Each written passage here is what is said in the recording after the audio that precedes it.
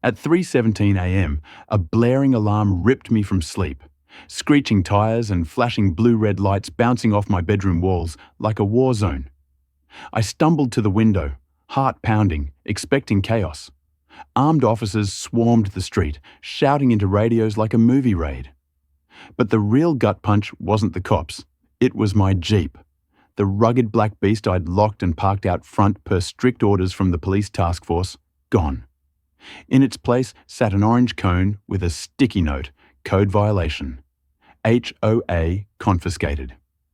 I couldn't decide whether to yell, cry, or laugh at the absurdity. Valerie Preston, the HOA's self-proclaimed supreme enforcer, had cut the lock off a law enforcement vehicle and towed it somewhere, oblivious that she'd just obliterated a months-long federal surveillance operation. With agents outside demanding answers, I faced a nightmare explaining to the government that my Jeep was stolen by a neighborhood busybody. Valerie had no idea the storm she'd unleashed, but she was about to learn.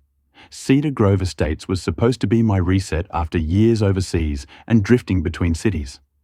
I craved stability, a quiet yard for my dog, a garage for rebuilding motorcycles. The first weeks delivered, friendly waves, kids in the cul-de-sac, the scent of grills and fresh mulch.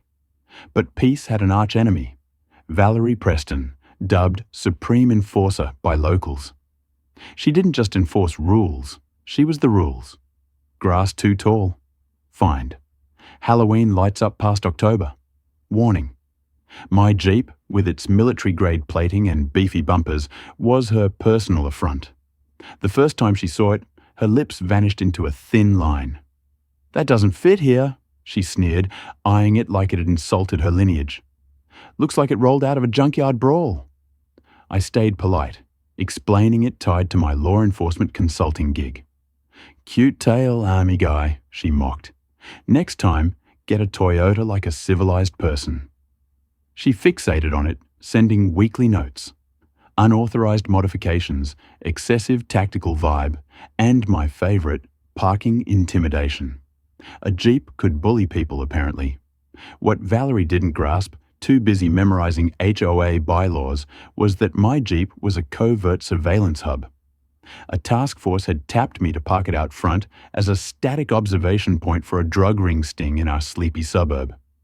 Outfitted with cameras, GPS, and a recording unit, its gritty look made it blend in. Ironic, since Valerie's hatred was why it was picked. I kept it hush-hush, following orders. Park it visibly, tweak its angle occasionally, never move it without clearance. I slapped a heavy-duty wheel lock on it, anti-theft, and a clear not abandoned signal.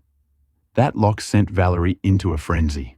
She reported it 5 times, escalating to abandoned vehicle status, despite my protests and its legal parking spot. She claimed authority over neighborhood hazards. One afternoon, while I was out, she struck. Valerie hired a shady tow outfit and, bolt cutters in hand, sliced my lock like a pro. My neighbor Pete, a porch-dwelling ring cam addict, caught it all, her smirking into the lens, crowing, "One less blight to deal with." As the Jeep vanished, I returned to the cone and note, knocked on her door. No answer. Instead, an email. The HOA relocated your non-compliant vehicle to uphold standards. I chuckled until I remembered the gear inside, then called the task force. They arrived in 30 minutes, livid. I showed Officer Ramirez the footage, Valerie gleefully snipping the lock. His face paled. "She towed it? Unauthorized?" I nodded, sweating. "That's federal equipment. Tampering, obstruction at least." The mood turned dire. They issued a retrieval order, but local tow lots had no trace. It was off-grid, likely illegal. The sting collapsed. Suspects scattered. A month's work, torched by Valerie's Jeep vendetta. At 3:17 a.m., I watched agents scramble without their asset, Valerie MIA, clueless about the havoc she'd unleashed. She'd regret more than grass complaints soon. By morning, Ramirez texted, "Found the Jeep. You'll want to see this." I hopped into his unmarked SUV, his jaw tight. We drove to a rusty gate behind an HOA shed I'd overlooked. An open padlock dangled. Inside, a weedy lot held cones, tarps, 3 ticketed cars, and my Jeep, scratched, muddy, surveillance case gutted. Not a tow lot, Ramirez muttered, snapping photos. Her private junkyard. Scuff marks, a cracked mirror, and a pried-open glove box stared back like a violated relic. As Ramirez called for backup, Valerie strutted up in heels, chipper. "Oh, good, you found it. I was about to notify you. HOA rights. You know," Ramirez cut her off. "You towed federal property from an active op. Grasp how bad that is?" Her smugness faltered. "It was a nuisance. Abandoned. Locked up. I did a favor." She expected applause. Officers escorted her away, still ranting about saving the neighborhood. I handed Ramirez Pete's footage. Her laughing as an unmarked tow hauled it off. By day's end, they had video, a timeline, and her rogue tow empire. Pete rolled up with a chair and soda, grinning. Tell her she screwed the feds, or should I hit Facebook? He'd archived her antics.